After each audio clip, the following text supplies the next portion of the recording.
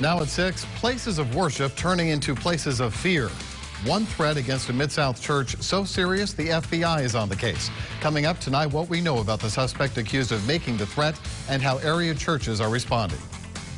Plus, Mississippi wants to help lift the load of high school students, but is getting rid of a history test the solution?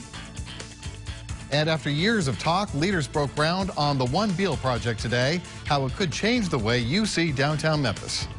Live from WATN Memphis, local every day. This is Local 24 News at 6. 3 Mid-South churches facing 3 different threats today. The FBI is investigating the most serious one and doesn't even know which church was targeted in that case. Thanks for joining us. I'm Richard Ransom. Katina has the night off. FBI leaders are telling us tonight 38-year-old Thomas McVicker revealed credible threats to a friend of committing a mass shooting and suicide inside an unspecified Memphis church. Local 24 News reporter Brad Broders is live outside the FBI field office in East Memphis with tonight's top story. So, Brad, we'll get to the 2 threats against Bartlett churches in a moment, but tell us what you know about the one considered more serious.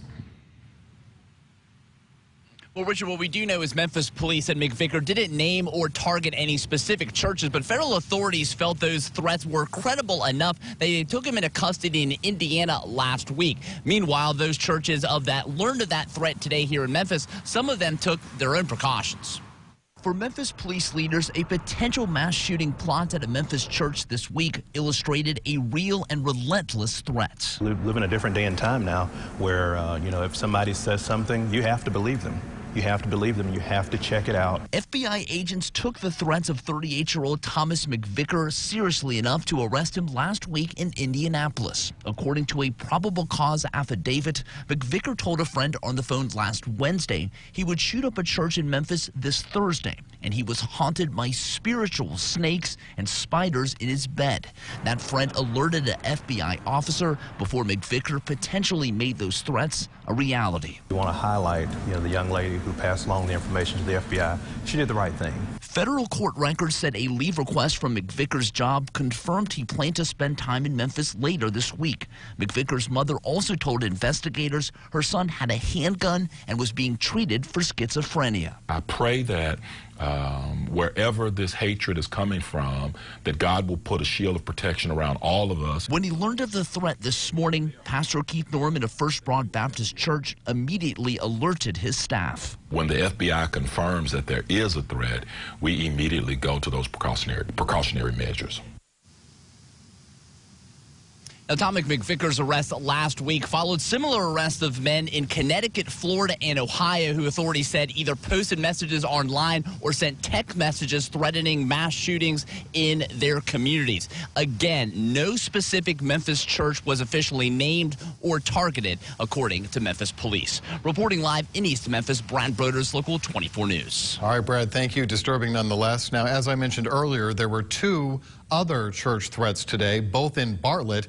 And new at 6, tonight, Bartlett police say the person responsible actually interacted with law enforcement and an area church while passing through town. The notes were found at Christ Church, Bartlett, and New Hope Christian Church. They're both right off of the Yale Road. Christ Church had a sign at its preschool today saying it was closed, and New Hope Church officials also declined to comment. Bartlett police not naming the suspect, but say family told them that person suffered from various mental health issues. They added that the letters were not an imminent threat of violence, but were delusional ideologies. And perhaps most importantly, they say the suspect is no longer in the Mid-South area. News of the notes surprised a neighbor who lives behind one of the churches. And the whole neighborhood gets along. There's no problems happening here, and I haven't heard of anybody negative about that church. With the Bartlett churches, the threats are unconfirmed. Sources are telling us they don't believe the notes could be connected to the arrest that was made in Indiana. All right, we first broke the story on our local Memphis app. You can download it from the Apple Store or Google Play and receive all breaking news updates. Now a local crime alert tonight. More than 800 pounds of meth and more than 200 suspects off the streets after a 3-state investigation into international drug trafficking. DEA special agents worked closely with law enforcement in Tennessee, Kentucky, and West Virginia to target Mexican drug cartels and others involved in making and distributing meth. Operation Crystal Mountain started back in January and led to the arrest of 235 people on federal drug charges. Since then, investigators have seized more than $800,000 in cash and 52 firearms, as well as large amounts of heroin, fentanyl, and other drugs. In Tennessee alone, 155 people busted and 317 pounds of meth were seized. Local in Tennessee, a pizza delivery led to police busting what looks like part of a counterfeit money ring inside a Middle Tennessee hotel. Last Monday, a Domino's pizza delivery driver realized he had been given fake money while making delivery to a Motel 6 in Dixon. Officers arrested a man with outstanding warrants and found a printer and counterfeit $10 and $20 bills. Investigators across the state are looking into counterfeit money being used in several other Middle Tennessee counties. Local in Memphis now, an organization known for helping many local nonprofits since the 1960s is closing down its operations. The Plow Foundation says it will give out its remaining assets, saying in a statement that it has decided to cease operations within the next 4 years.